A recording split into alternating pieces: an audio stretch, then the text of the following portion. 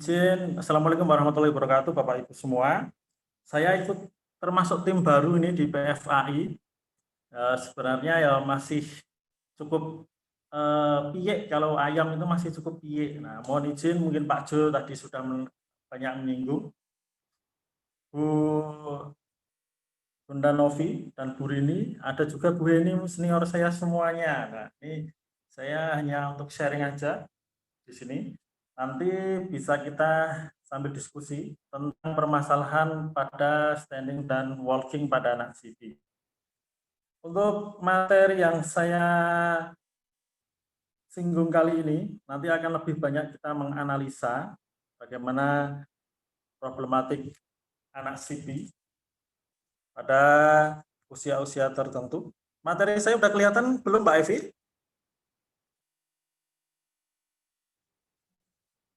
Tes materi saya sudah kelihatan belum? Belum Pak, ya Mbak? Belum ya? Belum Pak. Belum ya? Ya, sebentar. Sampun ya? Ya, oke. Ya, sampun Pak. Oke. Ya baik, Bapak Ibu semua yang saya hormati, di sini nanti akan kita bahas banyak tentang gait. Yang pertama kita pengertian dulu tentang gait atau berjalan. Jadi ketika tubuh kita berpindah dari satu titik ke titik berikutnya dengan menggunakan kedua tungkai dan posisi itu dianggap tegak selama proses berlangsung, maka bisa dikatakan kita sudah memperoleh gait atau berjalan dengan bagus. Nama lainnya adalah bipedal. Namun ketika terjadi permasalahan, baik di pusat koordinasi maupun di susunan saraf pusat yang melibatkan sistem yang sangat kompleks, maka kita namanya gangguan berjalan. Gangguan berjalan pun tidak hanya berjalan, Bapak Ibu semua di sini. Nanti ada fase beberapa stand dan swing yang harus diperhatikan. Tadi materi Pak Jo sudah menyinggung banyak. Memang kondisi anak CP dengan nilai GMFCS 4-5 memang kita tidak disarankan untuk mengasih harapan kepada keluarga atau family. Kita hanya sebatas ngasih edukasi aja, dan intinya tidak berharap banyak di situ. Jadi ini yang saya tekankan di GMFCS 1-2-3, biasanya pasien dengan menstimulasi untuk standing dan walking-nya. Sebelum masuk ke materi intinya, jadi Bapak Ibu semuanya sini, ada 4 fase tumbuh kembang. Ya, pada masa infant, neonatal, lahir sampai 28 hari atau 1 bulan, refleks didominasi oleh refleks primitif. Bayi pada usia 1 bulan lebih cenderung dia merasakan nyaman di samping ibunya. Karena pada area bayi yang mengalami permasalahan, dia masih 1, refleks moronya mungkin masih dominan di situ. Jadi transisi dari perasaan yang nyaman di dalam kandungan itu menuju dunia luar itu masih perlu adaptasi. Jadi di masa lahir sampai 28 hari di neonatal itu sangat didominasi oleh gerakan refleks. Terus lanjut ke masa infant, 1 bulan sampai 1 tahun. Ini merupakan masa-masa di mana refleks-refleks yang mulai dari spinal, brainstem, midbrain, sampai ke kortikal ini sudah mulai terintegrasi. Jadi pada masa infant ini sangat intensif, fisioterapi harus bisa masuk di situ. Kadang ada beberapa pasien yang dia datang ke fisioterapi dengan kondisi banyak sekali problem, baik sensomotorisnya, ya lebih dari 1 tahun. Bagaimana kita seorang fisioterapi harus jeli, mengasesmen, menganamnesis dengan bagus di kelainan pada pasien tersebut. Terus pada masa awal anak atau early childhood di masa toddler, ini masa yang paling kreatif pada anak. Biasanya orang tua atau ibu mengeluh capek karena anaknya usil 1, terus anaknya aktif terus-menerus. Nah, karena apa? Pada masa toddler mulai menentukan arah perkembangan dirinya sendiri. Anak itu mulai mendapatkan masa jati dirinya sendiri. Jadi masa ini disebut masa sensitif dan kritis, masa yang tidak akan pernah bisa terulang setelahnya. Maka kematangan psikologis sangat dibantu pada masa puber ini. Lanjut ke preschool 3-6 tahun, nggak akan saya singgung lebih detail. Terus masa tengah anak-anak, kita sekolah 6-12 tahun sampai ke masa akhir. Jadi dikatakan anak-anak ini pada fasenya dari umur 0 sampai 18 tahun. Maka ketika terjadi permasalahan kriminalitas, baik anak itu yang membuat kriminal atau anak itu yang menjadi korban kriminal, pasti hukumnya berbeda. Ketika terjadi kriminalisasi pada anak, pasti hukumannya sangat berat. Namun ketika anak melakukan kriminal, biasanya hanya sebatas bimbingan saja. Karena pada fase kematangan di fase anak-anak tadi sangat diperlukan untuk kematangan psikologis di usia selanjutnya. Baik Bapak Ibu, ini tentang pembagian tugas otak sesuai levelnya. Jadi mulai spinal cord, refleks primitif yang bekerja di situ, brainstem dia membentuk postural reflex ini yang sudah banyak disinggung oleh fisioterapi pediatrik semuanya, midbrain sebagai resting dan cortex sebagai equilibrium. Jadi tugas untuk refleks berjalan dari awal yang harus matang, ya kata kuncinya selain dari spinal dan brainstem tadi, nah ini yang sangat diperlukan pada anak dengan gangguan cerebral palsy dengan nilai GMFCS 1, 2, 3. Adanya resting reaction yang pertama, itu untuk memelihara dan memulihkan normal posisi kepala yang berhubungan dengan terang. Nah, ini sangat penting. Tadi Pak sudah membahas style sekali tentang posisi kepala sangat menentukan untuk kualitas gerakan. Jadi resting reaction ini sangat diperlukan. Di resting reaction ini, situ ada refleks lagi namanya protektif untuk menjaga ya agar si anak mampu mentoleransi jika dia mau jatuh. Terus dilanjutkan ke refleks equilibrium reactions, memelihara keseimbangan pada waktu aktivitas terutama pada saat melawan gravitasi. Kalau belajar refleks ini pakarnya biasanya Bunda Novi sama tim dari PNPC. Ini merupakan input proses sensoris. Ada 3. Tadi saya juga nyimak tentang pertanyaan-pertanyaan. Ada visual, penglihatan. Di visual atau penglihatan ini, maka yang harus ada pada anak dengan input proses sensoris problem. Yang pertama adalah akuisi atau mengenal bentuk. Ketika anak tidak bisa mengenal bentuk, misalkan ketika mau melatih jalan, ada tahap swingnya, anak nggak bisa mengenal bentuknya nih, jalan di lantai atau di matras atau di tempat yang halus, di pasir misalkan, anak nggak bisa mengenali itu, terlalu sensitif. Taktilnya terlalu hiper. Ya, taktilnya terlalu hiper. Jadi ada problem dari akuisi atau mengenal bentuk ini, visualnya, misalkan anak nggak mampu, ini nggak bisa melihat, nggak bisa membedakan antara dia halus atau kasar di visualnya. Mengenal bentuk pun juga ada lagi, ya misalkan dia mau memegang benda di situ, misalkan di situ dia akan memegang benda yang bersifat kasar atau memegang benda yang bersifat halus. Di visual ini akan bekerja sama dengan taktil. Nah, taktil sendiri itu adalah sensoris yang sangat dominan di tubuh kita, mulai dari ujung rambut sampai ujung kaki, semuanya reseptor berada di situ. Baik reseptor yang bersifat Meissner, tadi sempat saya lihat ada pertanyaan, Meissner atau sentuhan ringan, reseptor yang bersifat Pacini atau yang bersifat getaran dan tekanan di situ, atau reseptor yang bersifat Ruffini misalkan, sentuhan yang berulang-ulang, atau Krauss yang sensitif terhadap dingin. Ini semuanya berada di taktil. Maka stimulasi taktil itu sangat banyak disinggung oleh sensor integrasi. Bunda Novi waktu bulan kemarin sudah menyinggung. Sama ada lagi satu pakar Mbak Putri itu yang bagus. Yang kedua, contrast sensitivity. Tentang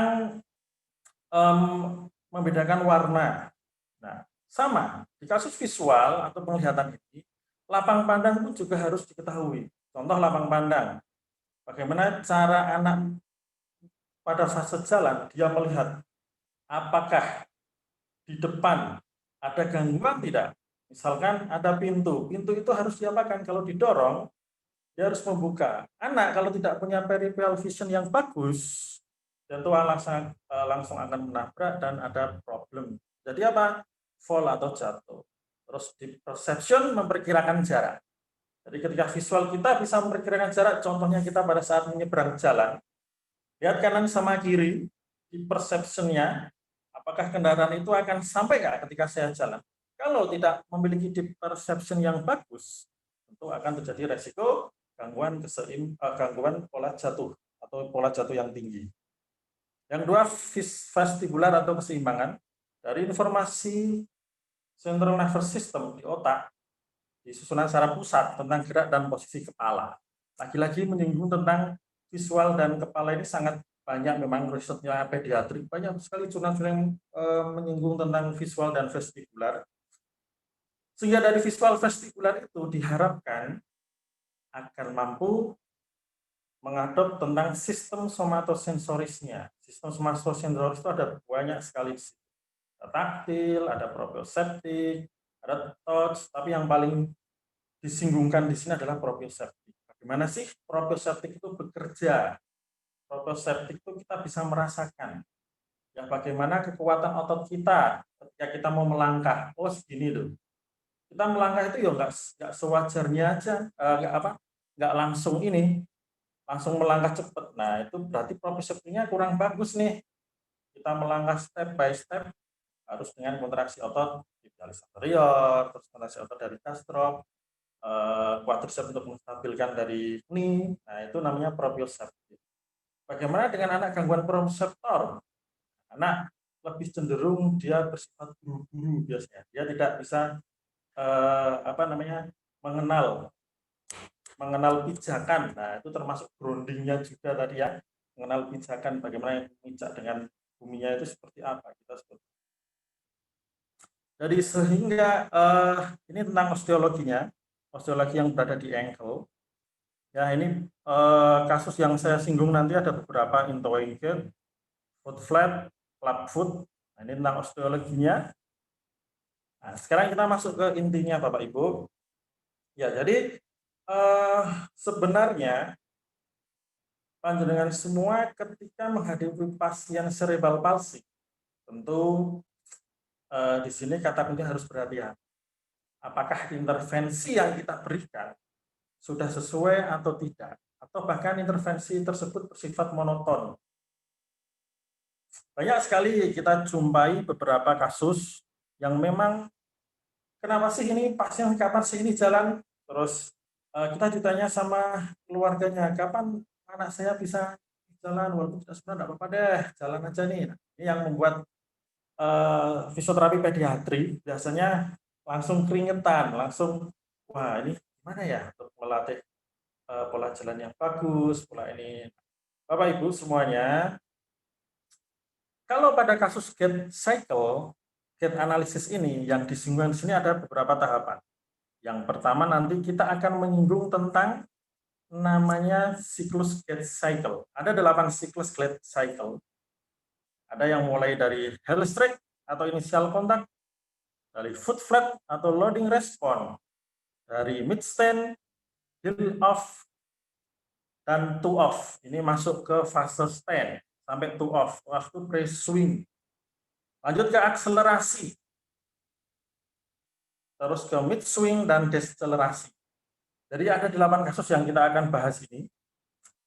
Nah, sekarang Bapak Ibu, Mas, sampai kapan anak saya dilatih untuk berdiri terus-menerus? Sampai kapan anak saya sampai bisa jalan? Kita lihat dulu Bapak Ibu. Yang pertama, ketika fase stance pada anak cerebral palsy, ya, paling bagus sebenarnya cerebral palsy yang tipenya adalah diplegia. Kalau quadriplegia yang atetosis itu memang susah, kebanyakan kita ngelatih untuk posisi balance yang seimbang itu susah. Nah pada anak cerebral palsy ada beberapa fase yang mungkin dia nggak bisa dan mungkin dia bisa. Karena 8 fase gait analisa ini yang ditekankan adalah paling banyak yaitu stance. Ketika pasien atau anak memiliki standing yang bagus, maka swingnya nanti akan bisa menyusul kemudian. Jadi gait analisa sebenarnya tidak kita berpikir gait analisa yang jelek, berarti berjalan yang jelek, tidak. Gait analisa ada 2 fase, yaitu stand dan swing. Jadi fase stand ini adalah 60% Bapak Ibu. Ya, pembagiannya adalah 60%. Ya, kenapa 60% di sini? Kenapa swingnya kok 40%? Swing pada anak maupun pada pasien stroke itu biasanya sulit kita raih. Untuk mau melatih seapapun itu kadang sulit. Kadang udah kita tidak cepat merasa puas. Ini kenapa ya? Swingnya kenapa bisa bermasalah ya? Kita singgung yang pertama ini, Pak. Michael Whittle pada tahun 2007 menulis bukunya tentang gait analysis and introduction. Jadi menulis tentang pengenalan gait analisa. Jadi 60% gait cycle merupakan stand fase. 40%-nya sisanya merupakan swing fase. Pada stand fase, fase berdiri, pada gait cycle dimulai dari inisial kontak, ya, yang merupakan awal dari proses loading respon dan diakhiri to off atau pre-swing. Yang swing tadi hanya ada 3. Awal melakukan pada inisial swing, mid swing, yang terakhir adalah terminal swing. Nanti kita hafalkan bersama-sama. Kita akan singgung tentang 3 tugas fungsional anggota tubuh. Ketika kita belajar tentang konsep motor kontrol yang sudah disinggung sama Pak Ju tadi, ada 3 tugas fungsional anggota tubuh Bapak Ibu ketika kita berdiri dan berjalan.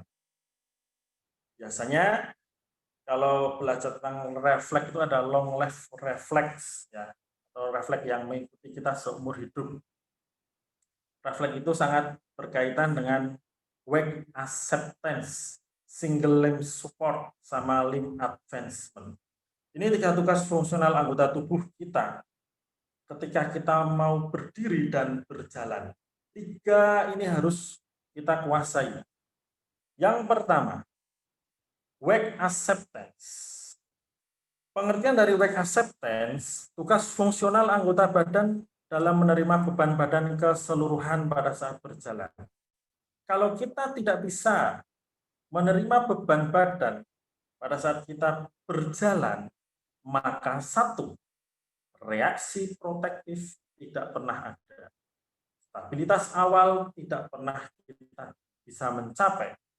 Ini di bagian mana? Wake acceptance. Ternyata di bagian inisial kontak dan loading respon, yaitu di awal fase berdiri.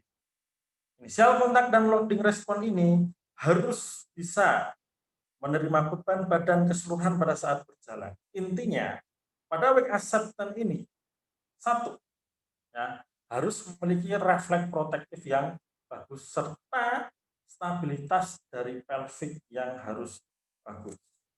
Kita singgung untuk inisial kontak atau heel strike.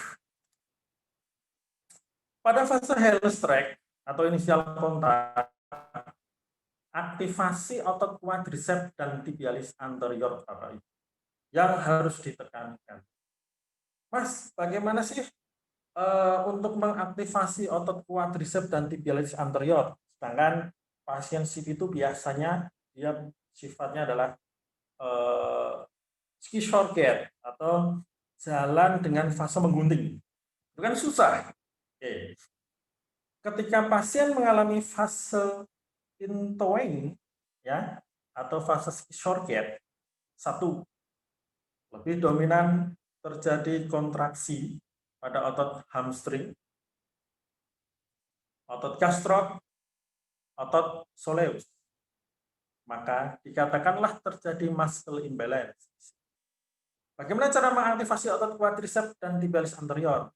Sama nggak, Mas? Untuk ketika kita mau melakukan stretching, ketika kita mau melakukan penguluran pada otot hamstring dan gastrok, itu juga akan mengaktifasi otot quadriceps dan tibialis anterior.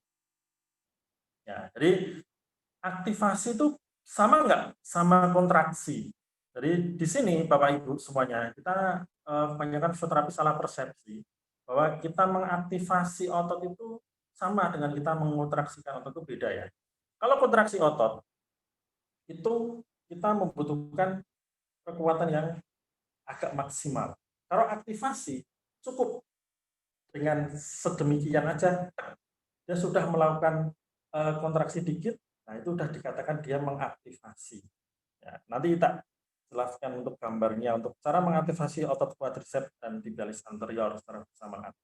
Jadi kata kuncinya di inisial kontak di sini Bapak Ibu, LGS lingkup gerak sendinya. Kalau kita belajar tentang kinetik, kinematik dan neuromuskular aktivasi, kinetik itu yang mempelajari tentang gait cycle-nya tadi ada 8. Kinematik itu yang mempelajari bagaimana LGS-nya terpenuhi, terus neuromuskular aktivasi itu bagaimana otot siapa yang menggerakkan di sini. Pada inisial kontak di sini hip fleksinya 20 cukup ya. Iliopesoas dia bekerja di situ. Terus ini fleksinya 0 di sini. Mas, kalau misalkan pasien ya kakinya masih menekuk gimana?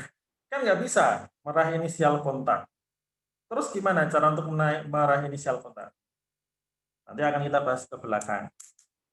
Ya, kita lanjut ke, nah ini salah satu contoh dari elektromiograf EMG pada muskulotibialis anterior. Jadi ada pasien, ada 2 pasien yang melakukan kontraksi dengan betul atau muscle is on ini. Ada yang muscle is off atau dia tidak berkontraksi sama sekali. Jadi ketika tibialis anterior tidak berkontraksi, maka tidak akan pernah bisa meraih gerakan dorsal flexi ankle. Padahal ini yang dibutuhkan pada inisial kontak.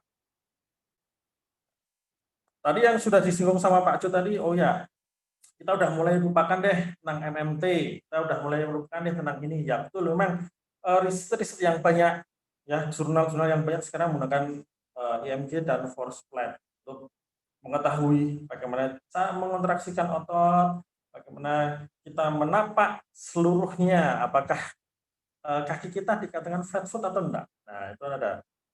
Saya dulu pernah waktu di Unisa itu pernah masang IMG ini, yang punya itu Unisa UMS kayaknya, Mas Poltekkes juga ada kayaknya ya, tentang alat IMG ini yang saya sarankan fisioterapi pediatrik lebih kalau untuk mengasesmen atau memberikan pemeriksaan minta kerjasama sama institusi-institusi yang memiliki lab IMG ya sebagai awal diagnosisnya kita, apakah kita memberikan pelayanan fisioterapi sudah maksimal belum, sudah otot pada pasien ini sudah teraktivasi atau belum. Ya, jadi sulit sekali untuk dipertanggungjawabkan ketika melakukan pemeriksaan menggunakan MMT karena bersifat subjektif, Bapak Ibu. Fase yang kedua adalah loading response. Loading response ini dikatakan loading response adalah double support antara fase inisial kontak dan mid state. Jadi loading response ini pelvic harus distabilisasi oleh gluteus medius, minimus dan tensor fascia lata. Lutut kiri yang warna terang ini, Bapak Ibu, mulai fleksi menuju puncak fleksi stand fase tadi. Jadi ketika loading respon ini, bagian yang hitam terjadilah lingkup gerak sendi fleksi 20. Ini fleksi 20, ankle plantar fleksi hanya 5 saja, 5 derajat ini ya. 20 derajat, 20 derajat, dan 5 derajat. Jadi pada fase loading respon, nah ini yang sangat sulit sekali dilakukan pada anak CP. Biasanya dia posnya adalah two off atau press swing atau jalan menjijit atau two walking biasanya terjadi pada anak CP. Susah sekali ini dicapai. Nah, ini merupakan single limb support. Tadi yang pertama wake acceptance, sekarang single limb support. Jadi single limb support ini periode berdiri yang diikuti dengan pendukung anggota tubuh tunggal. Jadi ketika kita berdiri pakai satu kaki, Bapak Ibu, otomatis kita sudah melatih fase mid stand dan terminal stand. Ya, itu yang harus dipahami. Oh, bagus single limb supportnya. Pada fase single limb support, pada fase stance, ini ada fase mid stance sama terminal stance. Pada fase mid stance, setelah terjadi loading response, pada fase mid stance ini, otot soleus dan gastroc teraktivasi untuk menstabilkan tibia. Jadi, otot dari soleus, grup otot soleus, dan gastroc ini dia mulai aktif untuk menstabilkan tibia agar dia tidak terdorong ke depan.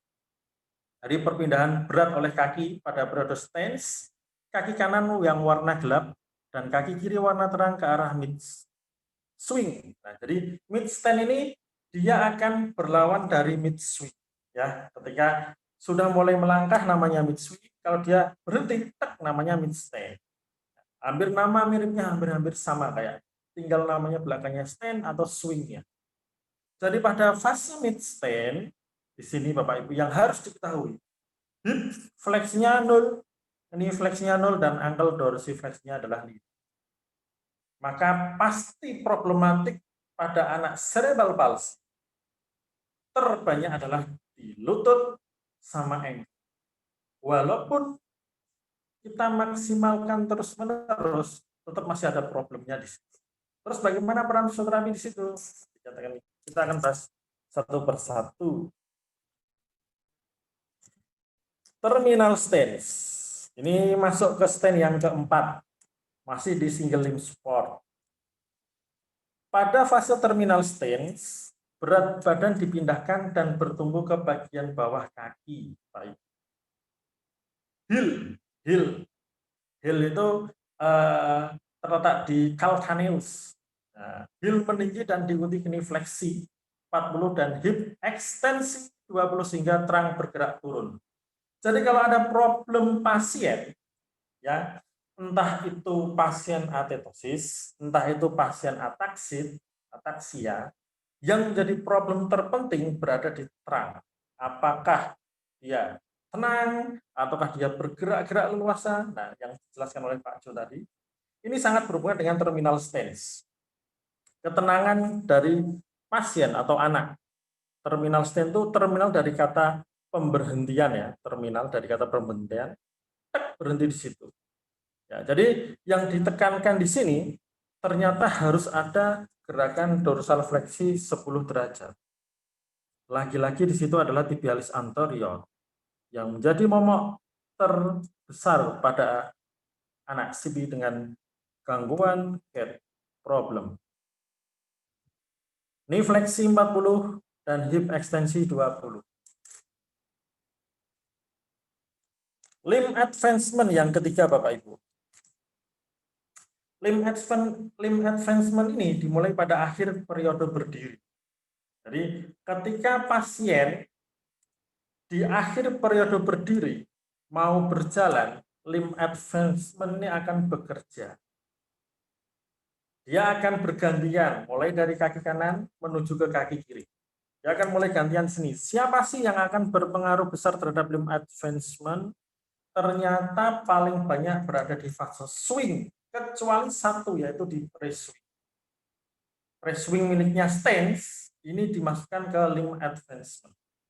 Jadi di pre-swing atau ini anak cerebral palsy yang bisa dia capai itu kebanyakan adalah pre-swing atau two off atau two jalannya jinjit. Nah ini kenapa jalan jinjit? Ada apa dengan jalan jinjit? Ini biasanya posisi paling PW pada anak. Padahal ketika kita menganalisa betul pada posisi ini harusnya anak itu harus dimatangkan di taktilnya di sekitar telapak kakinya. Pada posisi pre-swing ini sangat bisa mungkin tercapai pada anak CP. Karena pada posisi ini adalah posisi tergampang. Lihat Bapak Ibu. Hip tetap konsisten untuk fleksi dan knee fleksi awal 40 derajat. Nah, ini bisa banget pada anak CP. Menuju 0 derajat. Ankle menuju puncak plantar fleksi 25 derajat. Ini bisa Pak pada pre-swing. Limb advancement. Tetapi ketika sudah masuk ke initial swing atau akselerasi, lawan katanya dari inisial kontak tadi, inisial kontak di awal fase stance, inisial swing di awal fase swingnya ini, anak akan lebih susah. Kenapa? Fleksi dari hip yang dibutuhkan oleh otot iliopsoas dan aduktor itu sangat jarang terjadi aktivasi pada anak SIP. Analisa biomekaniknya. Dimulai dari telapak kaki kanan, warna gelap, mulai diangkat dari landasan atau two off, sedangkan kaki kiri warna terang pada posisi mid stance. Jadi dia sudah melewati dari mulai di belakang yang warna gelap di belakang warna terang, dia akan sudah melewati setengahnya. Dia akan mulai memfleksikan hipnya. Dia sudah melewati fase dari midline-nya, dia sudah melewati fase tengahnya. Jika dia akan mengubah dari posisi center of gravity-nya menuju ke depan. Nah, ini adalah inisial swing-nya. Inisial swing nanti akan dilanjutkan oleh mid swing. Kaki sudah melewati banget ya di sisi perlawanannya. Pada fase mid swing, anggota badan sebelum mengenai landasan dan kaki kiri harus mengayun maju. Padahal biasanya pada fase mid swing ini, anak cerebral palsy atau anak dengan problematik intoing gait, dia lebih cenderung ke arah skisos. Dia lebih cenderung menyilang. Pak itu kan sudah melewati, ya sudah melewati, tapi dia sudah mengubah dari line of atau garis of gravity-nya terhadap base of support-nya di situ. Padahal mid swing ini dia mulai menstabilkan ketika fase swing dia sudah menstabilkan untuk mid stand-nya di fase berdiri. Ini yang susah sekali pada pasien stroke maupun pada anak CP yang diraih. Terus yang terakhir yaitu terminal swing atau deceleration. Jadi pada fase akhir terminal swing, Bapak Ibu sini, ini lawan kata dari fase inisial kontak tadi. Nah, ini terminal swing nanti dilanjutkan lagi menuju ke fase inisial kontak. Jadi gerakannya hampir sama. Di akhir fase mid swing, terus nanti pasien harus bisa melakukan dorsal fleksi ankle di sisi yang gelap. Ketika permasalahan di terminal swing terganggu, hasil akhirnya tentu tidak akan bisa meraih dengan bagus tipe gait analisanya. Jadi banyak sekali problem-problem yang terjadi pada pasien CP, ya terutama pada pasien dengan gangguan atetoid, ya atau diskinetik misalkan. Nah, situ ya kekurang tenangan dari sistem yang berada di otak yang mengalami masalah akan mengganggu ke sistem dari kita. Prinsipnya adalah cepalocaudal dari atas menuju ke bawah. Atasnya udah bermasalah, akan menuju ke bawah akan sulit sekali. Jadi ini materi yang disungkan ini lebih cenderung ke arah kita review apakah betul ketika kita melihat pada pasien stroke atau anak CP kok jalannya seperti itu ya. Kenapa bisa seperti itu? Apa yang harus fisioterapi lakukan di situ? Ada beberapa fase nggak yang dia mengalami masalah pada fase stance-nya atau pada fase swing-nya? Dia bisa nggak melakukan gerakan seperti itu? Satu persatu dibedah semuanya. Ketika sudah selesai dibedah pada fase gait analisanya, itu akan lebih enak. Namun pada fase gait analisa ini, apa yang harus diperhatikan memang betul susah sekali bagi seorang fisioterapi, apalagi kita melatih dengan sendirian.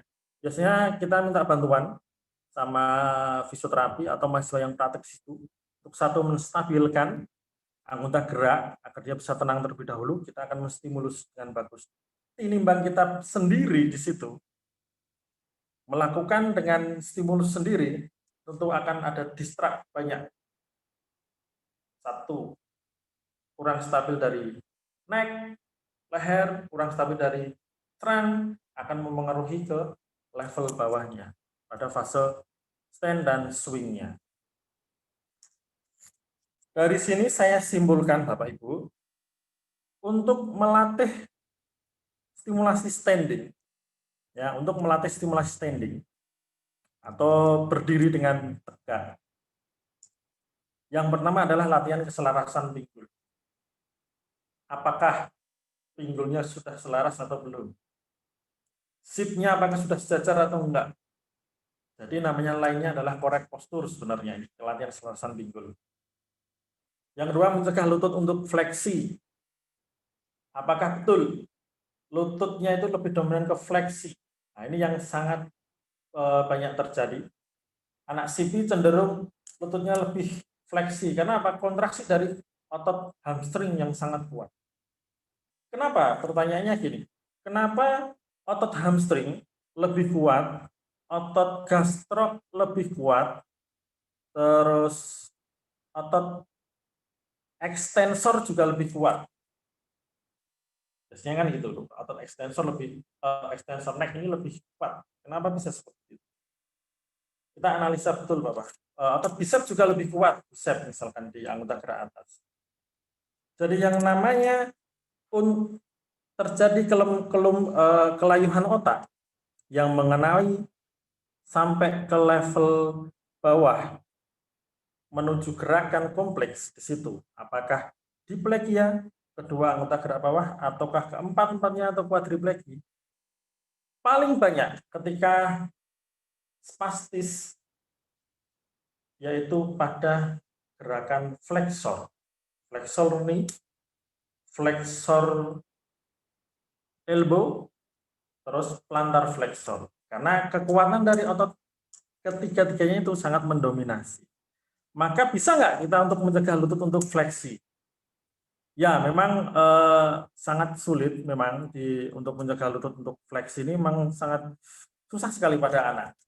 Nah, kita lebih cenderung untuk memfiksasi apakah dengan manual atau alat, monggo itulah yang dilakukan untuk mencegah lutut untuk fleksi. Walaupun dia fleksi sedikit pun, kita harus meminimalisir satu untuk pemendekan otot hamstring atau sampai kontraktur. Karena input sensoris, input motoris yang terbanyak berada di otot flexor. Yang ketiga, latihan aktivasi otot quadricep. Nah, ini untuk mengaktifkan otot quadricep. Ini yang menjadi kelemahannya pada anak CP. Otot quadricep cenderung dia lemah dibandingkan dengan otot hamstring.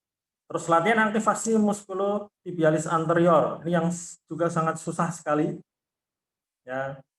Terus latihan pengaturan tubuh ketika pusat gravitasi berubah. Tadi yang sudah dijelaskan Pak Jo, merubah posisi base of support sama COG itu akan susah sekali ketika kita menemukan gangguan permasalahan di level atasnya, neck, leher, mata, sama terangnya.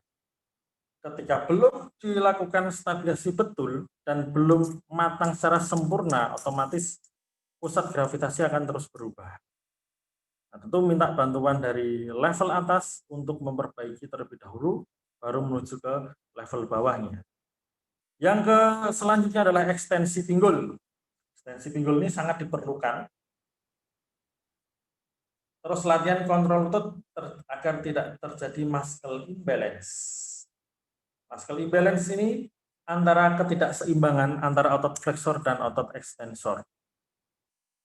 Sehingga akan terjadi namanya resiko terjadi namanya fenomenon. Fenomenon itu terjadi perlawanan ketika kita mau gerakkan, ada terjadi gerakan tertentu dia akan melawan. Itu namanya fenomenon. Terjadi lawan ketika spastis yang berlebihan. Latihan pergerakan pelvis upward dan downward bisa dilakukan dengan cara tiduran terlentang, lakukan pelvis upward dan downward. Ini yang harus dilakukan ketika pada fase standing. Latihan-latihan tersebut sangat diperlukan oleh pasien CP. Fisioterapi harus memahami betul dari komponen-komponen yang terjadi permasalahan pada anak CP tersebut. Nah, selain itu, Bapak Ibu, yang tadi sudah disinggungkan oleh pertanyaan dari narasumber pertama, anak harus dibantu berdiri dan dimulai latih posisi berdiri. Anak juga seharusnya latihan di luar jadwal terapi. Nah, memang saya kadang menemukan beberapa kasus di klinik atau di rumah sakit memang terapinya kok sedikit ya, dia standing lama. Nah, itu memang betul. Alangkah lebih baiknya hanya sebagian aja untuk standing. Prinsipnya adalah ya kita untuk menstimulus agar satu ya. Nah, waist stand agar satu tadi yang sudah dijawab ya, densitas tulangnya bagus. Ya, sistem pencernaannya bagus. Dia harus bisa belajar tentang gravitasi. Udah cukup, nggak usah banyak-banyak. Ini bisa juga dilakukan di rumah. Jadi kalau datang ke tempat fisioterapi, yang paling banyak melakukan standing, terapinya sedikit, nanti akan sama aja. Input yang diberikan oleh fisioterapis ketika memberikan latihan itu sangat sedikit diserap oleh pasien atau anak CP. Apalagi ketika di standing, tidak didampingi oleh fisioterapisnya. Nah, mungkin ketika di standing diajarkan bermain ya. Kan sebenarnya prinsip standing ini dia sudah menstabilkan dari semuanya nih. Dari terang, terus lututnya juga. Nah, tinggal nanti gerakan-gerakan tertentu. Nah, ini cocok sekali pada anak atetosis. Anak ataksia juga cocok untuk standing. Standing itu untuk melatih di fase stand kayak tadi enggak? Enggak. Karena standing itu murni dia hanya kita akan mengajarkan anak pada posisi melawan gravitasi yang betul. Kita mengajarkan anak bahwa ini loh, tulangmu itu biar neken akan tidak terjadi apa? Resiko subluksasi sangat tinggi ketika pasien tiduran terus-menerus, resiko subluksasi sangat tinggi, gangguan sistem pencernaan juga, gangguan respirasi, terjadi hipotonsi ortostatik, ya, lebih cenderung rendah, terus anak lebih cenderung malas ketika tiduran terus-menerus. Nah, komponen penting pada fase swing atau melangkah yang bagus. Jadi ketika kita mau melatih fase swing, kan susah sekali nih. Nah, kita menstimulasi fleksi lutut dengan pinggul mulai ekstensi. Harus ada 2 gerakan. Ketika fleksi lutut atau fleksi ini, pinggul harus mulai diekstensikan. Dan dia langsung jatuh ke fleksi, terus hipnya juga ikut fleksi. Nah, nanti akan cenderung dia akan terjadi resiko jatuh sangat tinggi. Lateral pelvis miring ke bawah kurang lebih 5 derajat pada bidang horizontal saat two off, saat fase pre-swing, pelvisnya turun ke bawah 5 derajat. Nah, turun ke bawah. Apalagi kalau pasien tidak memiliki fase pelvis miring ke bawah kurang lebih 5 derajat, dia akan cenderung jatuh juga ke depan. Pada saat two off, biasanya anak mulai goyang-goyang, anak mulai tidak stabilkan badannya. Nah, kenapa? Karena pelvisnya dia belum bisa miring ke bawah kurang lebih dari 5 derajat.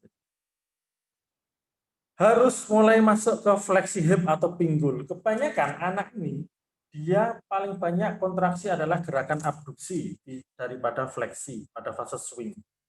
Pada pasien stroke misalkan dia lebih cenderung ke arah abduksi dan berjalan ke arah abduksi karena fleksi hip dari otot iliopsoas dan grup otot aduktornya sangat rendah.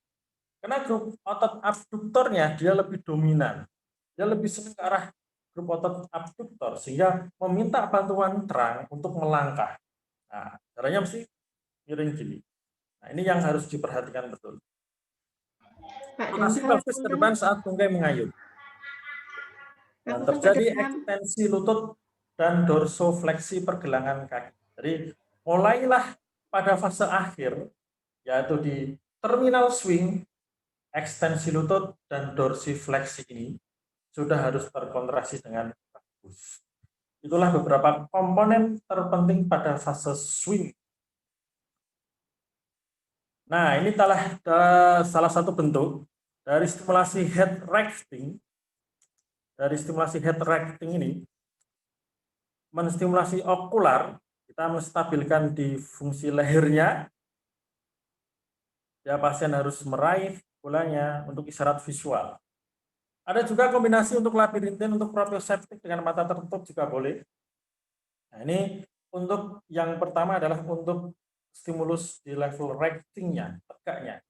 Jadi goal anak CP atetosis pada gambar tersebut Satu, dia harus mencegah ekstensi dominan, karena pada anak atetosis ini dia gerakannya lebih tidak terkontrol. Stimulus yang kita berikan tidak boleh bersifat buru-buru, tidak boleh bersifat terlalu cepat, karena dia akan terjadi distrak. Ciri khasnya anak atetosis itu sering sekali heboh sendiri ketika heboh sendiri dan harus terkontrol gerakannya. Ayo dek, diraih dulu. Nah, ini akan head recting-nya. Gerakan lebih terkontrol dengan tujuan persiapan fase equilibrium. Nah, ini saya menstabilkan pada menstimulasi head recting okular untuk isyarat visual dan labirintin untuk proprioceptik pada awal fase stimulus untuk melakukan gerakan dengan bagus. Nah, ini untuk stimulasi aktivasi muskulotibialis anterior. Saya menggunakan foam roller ini ya, yang biasa dipakai oleh fisioterapi olahraga. Di sini akan menstimulasi aktivasi muskulotibialis anterior. Satu, pasien harus di stabilisasi betul. Ini saya minta bantuan stabilisasi betul di situ, ya, agar dia bisa tegak dulu, paling juga. Terus disuruh untuk mendorong dan menarik. Ini tujuan utamanya adalah untuk aktivasi tibialis anterior pada fase inisial kontak dan terminal swing. Ini yang susah sekali kita capai pada anak SIP. Pak Damha mengingatkan untuk waktunya ya Pak. Untuk wake acceptance dan single limb support. Nah, sama. Ketika mau melatih pasien, ya, walaupun pasien itu, wah sudah deh, ini pasien atletis susah sekali nih. Ya, kita kunci fisioterapi pediatri itu, saya senang baru bergabung PFA itu, satu, fisioterapinya itu pasti memiliki kasih sayang yang tinggi, suka terhadap anak. Padahal awalnya saya itu, wah anak-anak ini angel, susah sekali memahami fase tumbuh kembang itu susah. Nah, tapi unik di sini kita belajar dari mulai nol, kita belajar merangkai. Kayak kita itu seperti teknisi komputer, kita harus menginstal dulu situ aplikasinya yang kita install. Beda sama stroke, karena stroke sudah pernah normal, kita hanya meneruskan aja, kita hanya mereview aja. Kalau ini mengajari dari awal. Jadi untuk stimulus equilibrium, untuk wake acceptance dan single limb support, ya fiksasi betul di lutut untuk aktivasi dari otot quadriceps sehingga otot hamstring tidak dominan dia untuk melakukan gerakan flex. Dilanjutkan dengan gambar yang kedua, stimulus untuk fase berdiri, dan gambar yang ketiga, tangan saya untuk menstabilkan dari dada pasien dan di belakang adalah terang. Ini gerakannya tidak boleh buru-buru, harus ritme dengan pelan dan terus dengan bagus. Nah, ini salah satu bentuk flat foot atau kaki datar. Ada dua sebenarnya, flat foot atau kaki datar. Ada yang fleksibel sama rigid. Kalau fleksibel Bapak Ibu, bisa dicek juga pada Bapak Ibu ya, apakah saya itu termasuk flat foot nggak sih? Nah, kalau fleksibel flat foot memiliki karakteristik arkus kaki terlihat ketika kaki tidak menumpu. Dan arkus menghilang ketika menumpu. Jadi arkusnya itu menghilang ketika menumpu. Tapi kalau tidak menumpu, ya masih terlihat. Kalau rigid, mau dia menumpu, mau tidak menumpu, ya tetap dia tidak terlihat. Jadi ada rigid sama flexible flat foot. Biasanya flexible flat foot ini, dia biasanya tidak dari lahir. Nah, ini ICD atau International Classification of Diagnosis 9 CM-nya 734 flat foot planus acquire. Kalau perbedaan kasus flat foot, ya bawaan sama overweight atau kelebihan berat badan biasanya, atau nyeri medial foot atau knee, ya nyeri di daerah medial, sangat sakit sekali. Antal kiket itu jalannya pincang, antal kiket itu jalan pincang, nah agak pincang. Tulang navikular menonjol, tulang navikularnya menonjol, ya. Terus calcaneusnya arahnya ke arah valgus. Kalau overweight, palpasi nyeri pada navikular. Nah, kalau overweight, oleh karena overweight pada flat foot, biasanya dia dites dengan stretch test ligamen plantar flexor, dia mengalami nyeri yang sangat tidak tertahankan. Nah, biasanya edukasi menggunakan medial arch support source itu sangat diperlukan. Dan untuk latihan strengthening pada tus flexor, untuk latihan strengtheningnya. Pak Dam, punten Pak, waktunya Nggih. untuk materi 5 menit lagi nggih Pak? Nggih. Oh siap. Nggih, ngapunten. Ya, ini gambaran untuk interwing gait, metatarsus, ya, metatarsus adduksi, interwing gait. Lihat hamstringnya, dia sampai memendek, kontraksi terus menerus.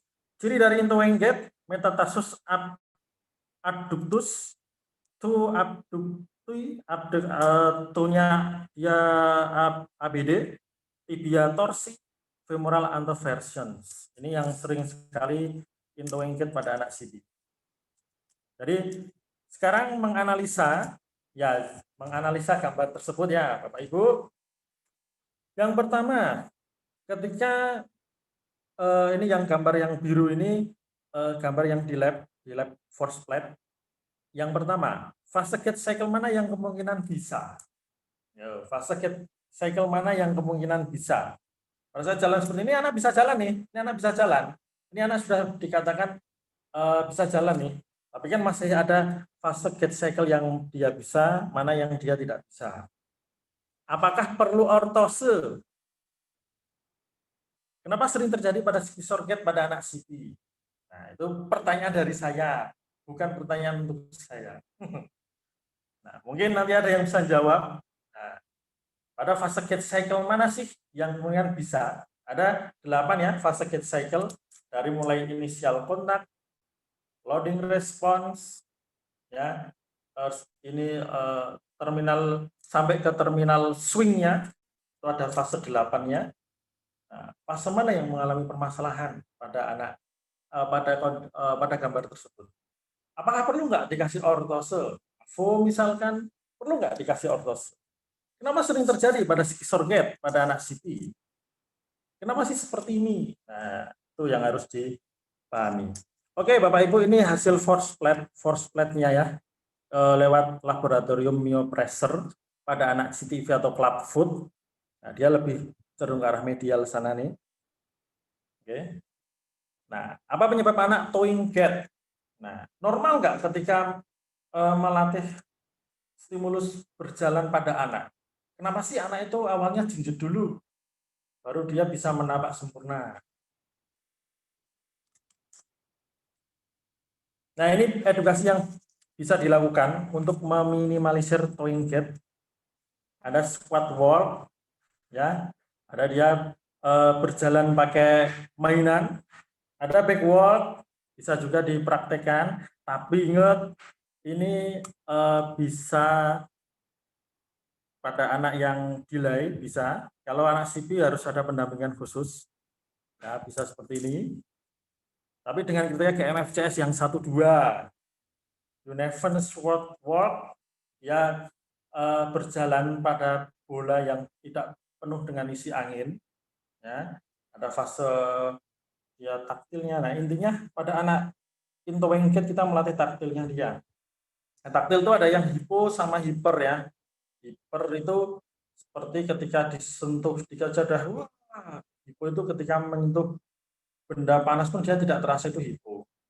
Nah, sama kayak vestibuler juga gitu, ada hipo dan hiper.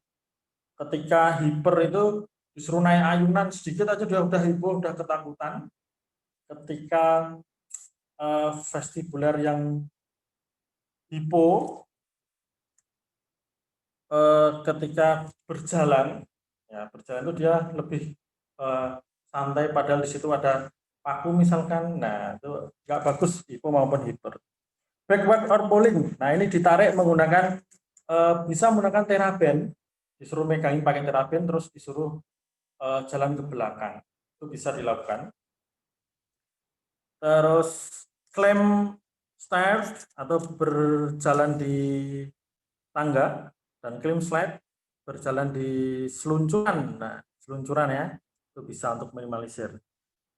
Biasanya ini yang bisa diperhatikan pada sensor integrasi itu materinya Mbak Putri atau Bunda Novi kemarin itu bisa. Nah, sekarang pertanyaan dari saya lagi. Yang boleh yang mana dan kenapa? Apakah baby walker itu selamanya jelek? Apakah ketika ditetah itu posisinya tangannya harus seperti itu? Ataukah yang nomor 1 yang paling bagus? Nah, jadi baby walker memang kebanyakan jurnal mengatakan dia itu tidak mengalami signifikan kenaikan tumbuh kembang itu tidak. Karena pada posisi baby walker itu dia malah lebih dominan untuk fase hipernya pada to walking-nya itu sangat tinggi. Makanya susah sekali anak pakai baby walker. Kan dia tidak latihan untuk fase proteksinya ketika jatuh, ya kan nggak bisa jatuh ini anak. Kalau nggak mau ya nggak bisa jatuh, dia nggak bisa melatih untuk proteksi. Nah, kalau yang gambar 2 menetah pada posisi tangan di atas, nah ini sebenarnya kurang pas. Satu ya mesti anak lebih dominan, dia tidak bisa melewati fase terangnya ketika ke depan, ke belakang, ya. Untuk melatih patterning-nya itu masih kurang kalau gambar 2. Nah, terus gambar 1 ini ketika diterapkan itu ketika anak jalan, kan pada fase anak jalan itu pasti ada fase tangannya dia fleksi. Nah, dia akan mencari stabilitas yang bagus. Anak fase berjalan pertama kali itu pasti fleksi ini. Kenapa? Karena pada posisi ini kontraksi otot dominan bicep ini sangat diperlukan untuk menstabilisasi anak. Maka dia pasti jalannya adalah ini. Ketika ini udah mulai turun, maka distabilkanlah pakai yang. Nah, tuh. Nah, ini pas waktu saya di Unisa ini untuk mengecek tentang myopressure dan myomuscle-nya. Jika berjalan, bagaimana fasenya yang saya dapatkan. Terus myomuscle-nya, kontraksi otot, apakah tibialis anterior saya tercapai atau tidak. Ya mungkin itu materinya Bu Evi dari saya, monggo sharing. Kalau nggak bisa jawab nanti biar dijawab oleh Bunda Novi ya, atau Pak Jo. Oke, terima kasih. Jadi, terima kasih Pak Damha atas paparan materinya. Ini ada beberapa pertanyaan Pak. Saya bacakan ya. Pertanyaan pertama dari Bu Lina Mariska. Selamat siang Pak Damha, saya mau tanya, sebenarnya kan problematik anak CP sangat kompleks ya Pak. Tapi apakah goal kebanyakan terapis untuk fase berjalan pada pasien CP itu untuk mencari kesempurnaan gait? Apakah Pak Damha pernah menemukan pasien CP dengan masalah dislokasi kaput femur tapi bisa berjalan Pak? Monggo Pak Damha. Matur nuwun. Pertanyaannya bagus Bu. Pertanyaannya bagus sekali. Nah, jadi apakah kita bisa memaksimalkan nggak pada fase berjalan atau berdiri ini? Ya, memang tujuan kita itu hanya untuk mengajari aja. Kita hanya untuk menstimulus aja. Selebihnya itu kita satu harus mengetahui tentang kondisi pasien yang tersebut. Ya, ada beberapa kasus yang dia ada dislokasi kaput femur terhadap acetabulum kan sangat rentan sekali pada anak CP itu ya. Nah, maka itu intervensi itu seperti itu Ibu, kalau tahu ya. Jadi hanya prinsipnya kita fisioterapis hanya satu untuk melatih dia sebenarnya adalah untuk melawan gravitasi. Karena pada posisi normal kita manusia itu, ya kan, kita perbanyak adalah fase standard balance. Kalau anak tidak pernah dilatih seperti itu, walaupun satu terjadi dislokasi misalkan, nah itu tetap harus kita lakukan, tapi dengan toleransi yang bisa ditolerir oleh pasiennya. Pak, bagaimana ketika kita mau melatih jalan terus tapi ada torpednya, ada kakinya menghilang seperti itu? Perbaiki betul alignment-nya dari terangnya. Ya, apakah dia bisa melakukan rotasinya atau enggak rotasinya, terus apakah betul? Perhatikan pada kontraksi otot tibialis anterior. Nah, perhatikan betul pada kontraksi otot iliopsoasnya. Kalau ada dislokasi, pertanyaan tadi, itu akan susah sekali sebenarnya, Bu. Diambang antara keyakinan kita sama berani nggak ya kita? Berani nggak ya? Kalau saya sendiri sudah pernah menemukan itu pasien saya yang didokumentasi tadi ada dislokasi dari kaput femur, yang betul ada dislokasi. Tapi susah sekali untuk kembali lagi itu karena sudah ada kan apa namanya sudah ada fibros di situ, sudah banyak sekali jaringan fibros itu. Karena pada kaput femur sendiri itu kayak akan proprioseptik. Kaput femur kayak seperti di shoulder, dia akan kayak akan proprioseptik. Kalau kita tidak memaksimalkan di proprioseptiknya, dia akan ketinggalan jauh. Padahal visual dan vestibularnya dia sudah bagus. Jadi prinsipnya itu ya tetap kita maksimalkan yang kemungkinan dia sakit Bu. Jadi kita sebenarnya untuk masuk ke arah proprioseptik. Makanan Bu, nanti kalau belum puas bisa ditambahi oleh Bunda Novi. Yeah. Lanjut Mbak Evi. Jadi Pak, ini pertanyaan berikutnya dari Pak Agus Freddy Sianturi. Izin bertanya, apakah efektif ketika kita latih berdiri anak atetosis, di mana anak atetosis memiliki fluktuasi tonus? Terima kasih Pak. Ya, anak atetosis itu memang cenderung diskinetik ya, atau cenderung dia naik turun ya, karena itu memang ciri khasnya di basal ganglia. Ya, itu adalah fluktuatif. Maka ketika kita mau tadi melatih berdiri ya, ketika mau latih berdiri ya, apakah efektif enggak? Ya, jelas efektif Bapak. Asal yang kita lakukan satu harus benar-benar menstabilkan dulu manakah area yang dominan gerakannya pada anak. Tadi yang sudah dijelaskan Pak Jo, kepalanya, lehernya cenderung goyang-goyang, terangnya cenderung goyang-goyang,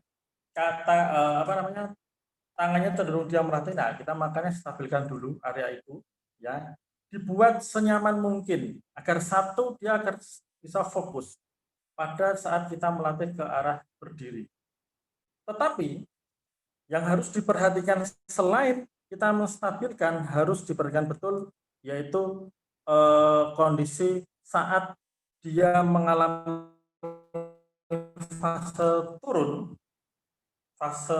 turun dari tonusnya, kita lakukan langsung ke arah cross. Kalau kita belajar CIMT, Cronus Instant Muscular CIMT di stroke itu, kita memaksimalkan area yang mengalami permasalahan, di situ kita maksimalkan untuk bekerja. Jadi nggak ada yang sia-sia ketika untuk melatih pada anak CP atetoid, walaupun tonusnya fluktuatif itu nggak ada yang lebih sia-sia. Karena prinsip kita itu sebenarnya ketika melatih pasien, memberikan yang paling dia butuhkan, bukan yang memberikan yang pasien atau keluarga pasien yang diinginkan. Ini adalah kebutuhan pasien itu apa, bukan keinginannya. Kalau kita melatih keinginannya, misalkan anak saya bisa jalan ini, tidak. Anak saya harus bisa jalan dengan sempurna nih, enggak. Itu keinginan keluarga pasien. Sebenarnya kebutuhanlah itu yang kita berikan. Nah, selain itu pada anak CP atetoid, ya ini tipe yang kita lakukan tadi yang sudah saya bilang, harus benar-benar dengan ritme yang slow, dengan ritme yang tidak boleh terlalu cepat, tidak boleh terlalu langsung. Ketika kita dudukkan dari posisi jongkok ke berdiri, langsung ayo dek jongkok, ayo dek berdiri langsung, dia akan tidak bisa mengontrol, karena pusat dari kontrol di basal ganglia adalah untuk menstimulus sampai ke otaknya harus dengan ritmis yang rendah, slow sampai ke sedang, tidak bisa fast atau cepat. Makanten Pak, mungkin kalau kurang pas nanti bisa ditambahkan. Ada lagi Pak Evi? Mbak, ada pertanyaan lagi. Ini dari Pak Yudhistira Herdiansyah. Mohon izin bertanya dan berdiskusi pada saat mempersiapkan anak CP untuk fase standing dan walking, seperti yang disampaikan oleh Pak Damha tadi, bahwa secara general kita akan mempersiapkan untuk aktivasi otot fleksor plantar dan dorsal. Sekedar berbagi pengalaman bahwa hanya dengan mengaktifasi otot tersebut akan membuat deviasi tren ke arah kontralateral karena otot-otot interoseusnya masih hipertonus. Apakah tidak sebaiknya kita memberikan aktivasi dimulai dari koneksi gerakan trunk, lalu memodulasi tonus aduktor dan aktivasi serta memodulasi kerja interoseus? Matur nuwun. Monggo Pak Damha. Oke, ya, saya sebelum masuk ke get cycle tadi Ibu ya sudah menyinggung banyak karena memang apa namanya pada saat kita melakukan simulasi fase standing dan walking itu memang betul itu pertanyaan malah udah dijawab sendiri ya memang tidak langsung kita mengarah ke aktivasi dari otot flexor tadi tidak kita harus perhatikan betul di fase yang tadi yang awal ya ada visual, vestibular dan somatosensorisnya memang betul kita harus jeli memeritili satu persatu apakah dari fase restingnya dia sudah on atau belum. Ketika fase restingnya dia belum on ya kita nggak akan bisa pernah melatih untuk fase untuk mengaktifasi otot plantar otot dorsal flexornya, otot quadricepsnya, nah terus tibialis anterior juga tidak bisa. Jadi memang dari awal Bu, tadi saya sudah singgung tadi sebenarnya dari awal yang harus dimatakan adalah kunci untuk refleks resting ya di dalamnya ada protektif juga terus sama equilibrium itu sangat diperlukan meliputi apa yang satu kepala leher atau mata visual terus habis itu masuk ke vestibularnya bagaimana optical restingnya yang bagus bagaimana labirintinnya ketika kita melatih pasien menutup kepala menutup mata apakah pasien mampu melakukan dengan benar sebenarnya kan untuk menimbulkan reaksi itu terlebih dahulu. Jadi memang tidak langsung jujuk sampai ke dorsal Ibu sebenarnya. Tadi sudah saya singgungkan sebenarnya itu pertanyaannya. Jadi memang betul itu diaktifasi dulu, baru di level bawahnya. Karena kita nggak bisa, kayak kita analisa aja deh. Misalkan pada pasien stroke, tangannya gini nih, tangannya cenderung ke arah apa namanya pelantar fleksi, dia nggak bisa dorsal fleksi. Kalau mengublek-ngublek area sini, padahal daerah di atas di sendi glenohumeral dia mengalami subluxasi, misalkan kaput humeri lepas terhadap apa cavitas glenoidalis. Nah, itu kan belum diperbaiki. Otomatis ini tetap masih seperti ini. Jadi dari atas dulu ya, hindari subluxasi atau dislokasi baru kita melakukan gerakan terkontrol pada area itu. Jadi dari atas ke bawah terlebih dahulu. Prinsipnya adalah sama yang seperti dulu dari cephalocauda dari atas dulu sampai ke bawah. Begitu Ibu. Ya mungkin itu yang dari pertanyaannya Mbak Evi. Ada lagi mungkin? Jadi Pak Damha ini untuk pertanyaan sudah habis. Sudah Mungkin habis. ada, sudah habis ini. Tadi ada yang raise hand mungkin dari Pak Bambang atau Mbak Intan tadi ada yang raise hand. Gak usah kalau Mbak Intan. Pak Bambang aja deh. Yes, bentar. Tidak boleh ada pilih kasih. Ayo Pak Damha. Kok pilih kasihnya sama Pak Bambang loh. Monggo Pak Bambang mana? Ya Mbak Intan, jangan ngambek Mbak Intan. Dibuka dulu unmute-nya mungkin Mbak Evi, Pak Jafar minta tolong mana? Intan. Jadi ini minta tolong di unmute dulu, saya kok nggak bisa mengunmute. Nah, sebentar Mbak Evi, ini biar tak share ke materi ini aja sambil nunggu ya. Jadi monggo Pak Damha. Mungkin sambil menunggu Pak Jo ada yang mau ditambahkan Pak Jo dari pertanyaan-pertanyaan tadi.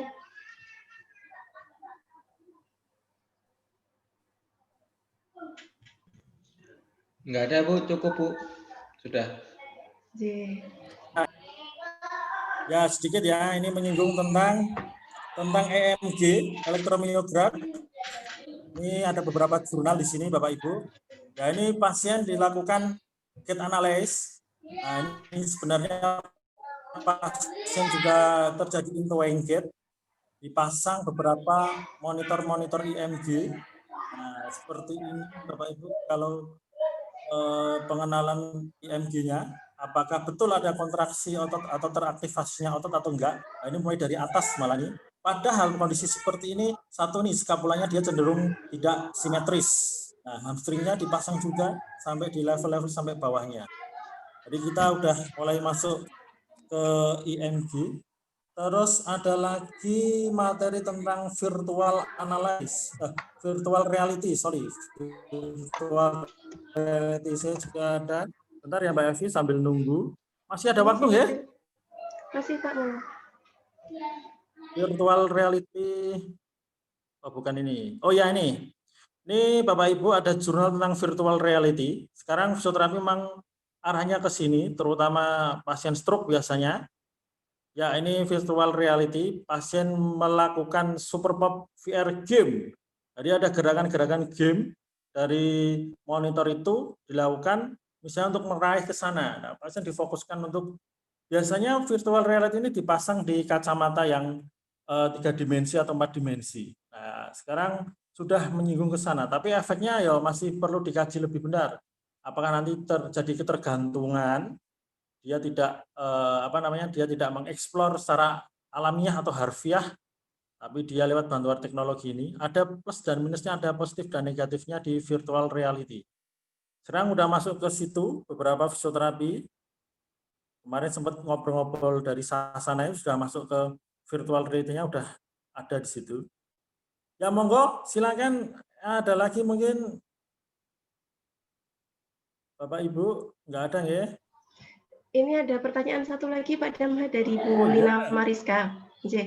Pak, bagaimana dengan penggunaan alat bantu KAVO atau HKVO untuk meningkatkan kualitas berjalan? Menurut Pak Damha bagaimana Pak? Monggo Pak Damha. Wah, itu tanyakan ke suaminya Mbak Evi aja itu. Ya, ada AVO sama HKVO ya. Ya, untuk membantu berjalan ya. Memang saya pernah baca jurnal itu tentang AVO dan HKVO itu efeknya cuma sedikit aja. Ya, ini ada plus minus dan negatif dan positifnya. Efeknya cuma sedikit aja. Satu, ketika dipakein AVO kok negatifnya apa? Ya, negatifnya dulu ya, negatifnya. Dia tidak memiliki sensasi di telapak kaki ketika pasien menggunakan AVO. Ya, harus sensasi di telapak kaki itu harus benar-benar dimatangkan. Satu, ya, ketika dia masih dominan ke fase jinjit terus-menerus, jalan terus-menerus dengan fase two gate, itu akan sangat mengganggu ketika dipasangin dengan AVO. Nah, sisi positifnya dia lebih meminimalisir adanya muscle imbalance, meminimalisir adanya kontraktur atau adanya deformitas, itu lebih meminimalisir. Ada negatif dan positifnya Ibu, ketika kita butuhkan untuk fase berjalan, kalau dia memang bisa memakai AVO dengan berjalan, tapi masih in-towing gait, terus dibandingkan dengan tidak memakai AVO, tapi masih in-towing gait, lebih bagusnya adalah tidak usah memakai AVO. Nah, sama-sama kan? Nah, hanya memakai AVO adalah tujuannya untuk mengurangi deformitas aja sebenarnya itu. Tapi ada positif dan negatifnya Ibu. Jadi seperti itu yang yang saya jelaskan. Nah, tergantung dari konsentrasinya kita. Apakah kita memang pakai AVO itu biar tidak terlalu fleksi banget lututnya atau terlalu AVO ya, ankle foot, biar dia bisa dorsal fleksi. Nah, oke. Jadi ada plus dan minusnya Ibu. Kalau untuk melatih sensorisnya lebih bagusnya dia lepas dari AVO kalau menurut saya. Begitu. Nanti bisa ditambahkan oleh Bunda Novi. Pokoknya nanti Bunda Novi lakonnya di belakang nih. Ada lagi? Nggak ada ya? Mbok wes lah pamit. Ini udah habis Pak pertanyaannya memang. Oh ya. Terima kasih banyak Pak Damha untuk paparan materi dan jawaban-jawabannya. Semoga bisa banyak bermanfaat bagi kita semua, mengingatkan kembali dan menambah ilmu kita semua. Ini saya mengingatkan dulu untuk teman-teman, rekan-rekan semua yang belum absensi, silahkan untuk absensi, karena setelah absensi harus menunggu beberapa saat sebelum bisa mendownload sertifikat begitu. Nanti setelah jam 13 aksesnya akan ditutup, jadi udah nggak bisa lagi. Nathan, monggo silakan untuk mengisi absensi. Kemudian setelah namanya sudah tersedia bisa di-download langsung nanti. Nathan, mungkin ada Pak Damha mungkin mau pamitan, ada kata-kata yang mau ada. disampaikan? Ada nih, ada Mbak Evi. Anjir, silakan. Kayaknya udah nyiapin soalnya nanti nggak jadi disampaikan. Ya, siap nih, ada kata-kata nih.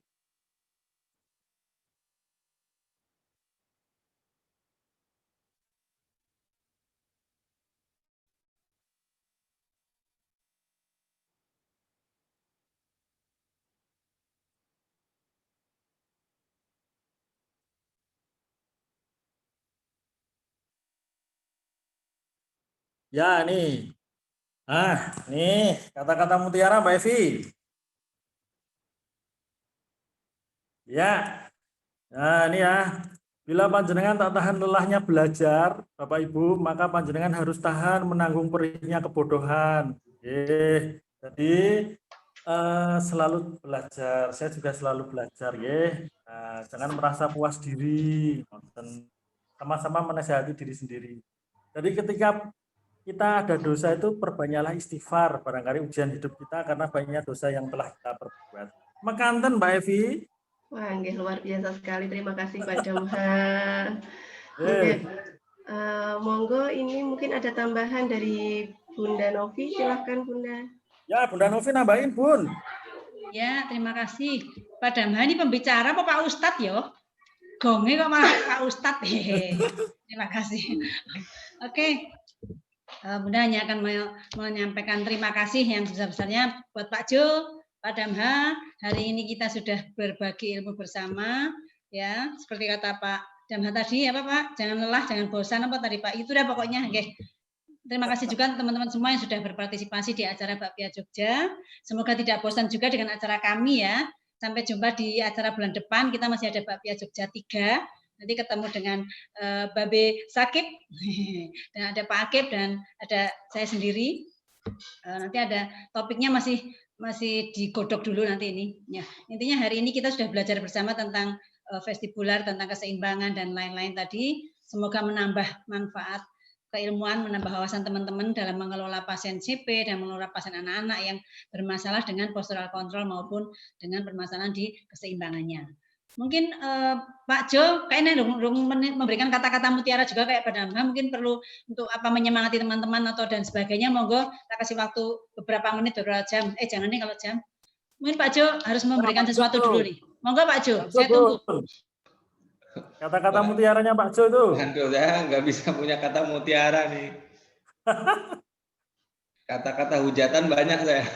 Aduh, kata-kata penyemangat buat teman-teman ini loh, calon kata-kata kebun binatang saya punya banyak ini, cuman kata mutiara nggak ada. Terima kasih aja buat PFI Jogja, mudah-mudahan bisa ditiru sama PFI lain. Ini Kalimantan Selatan juga lagi buat beberapa kegiatan, udah dari kemarin bagus.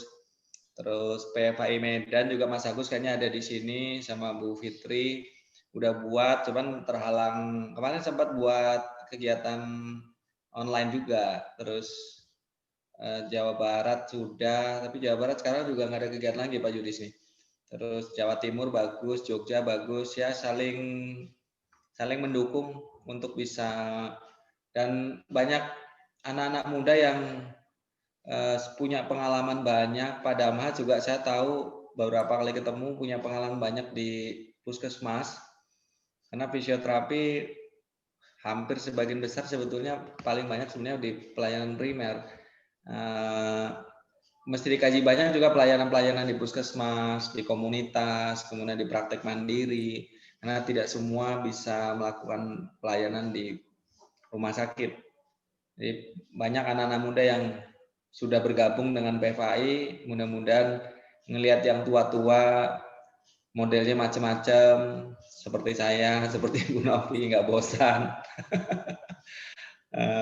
Buat teman-teman yang hari ini belajar, ada beberapa yang mungkin lama, beberapa yang baru, saling berdiskusi saja. Kalau mungkin saya belajar berkata-kata mutiara, ini apa nih ditodong berkata mutiara nih? Buat saya sih paling penting memang belajar dari pasien sih. Jadi kalau kita belajar di ilmu medis itu, kalau tanpa referensi seperti kapal yang berlayar tanpa arah. Tapi kalau kita belajar di kesehatan ini tidak pernah pegang pasien, itu sama seperti kapal yang nggak pernah berlayar sama sekali. Jadi memang penting sekali kita belajar banyak dari pasien. Mungkin itu sih. Terima kasih Bu Novi. Ya, terima kasih Pak Jo. Kata-kata mutiaranya Pak Jo apa? Kapal berlayar. Diingat ya. Terima kasih kapalnya Pak Jo. Semoga kapal kita berlayar. Ya, karena kami tinggal di dekat kepulauan. Ya, ya udah mungkin kita aja dari kami atas nama PFI Jogja. Mengucapkan terima kasih pada pembicara maupun teman-teman peserta semua. Semoga kita semua mendapatkan ilmu yang bermanfaat dan bisa semakin membantu optimalkan tumbuh kembang anak-anak istimewa di sekitar kita. Mungkin gitu ya. Monggo Mbak Evi saya kembalikan agar menutup, atau Bu Rini mana ya? Monggo. Terima kasih. Wassalamualaikum warahmatullahi wabarakatuh. Waalaikumsalam warahmatullahi wabarakatuh. Ya, terima kasih.